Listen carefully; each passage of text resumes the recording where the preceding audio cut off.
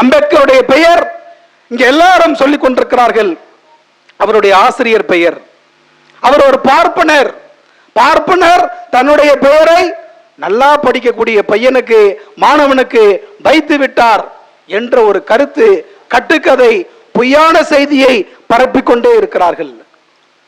உண்மை அதுவல்ல, உண்மை அதுவல்ல நண்பர்களே. உண்மை கழுவப்படும் பெயர் அழுக்கு என்கிற ஒரு புத்தகம் இருக்கின்றது, யாக்கன் எழுதிய ஒரு புத்தகம்.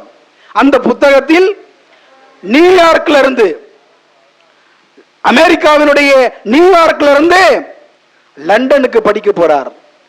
லண்டன் ஸ்கூல் ஆஃப் எக்கனாமிக்ஸ் அங்க படிக்க போறாரு. அம்பேத்கர் 1916ஆம் ஆண்டு அம்பேத்கர் படிக்க போகின்ற பொழுது அந்த லண்டன் ஸ்கூல் ஆஃப் எக்கனாமிக்ஸ் கல்லூரிக்கு விண்ணப்பம் போடுகிறார்.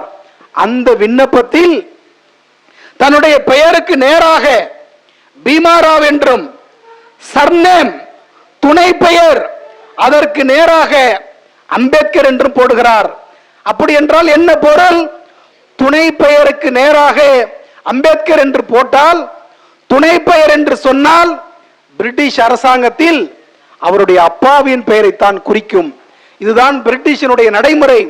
இந்த செய்தியை கழுவப்படும் பெயர் அழுக்கு என்கிற புத்தகத்தில் தோழர் யாக்கன் குறிப்பிடுகிறார்.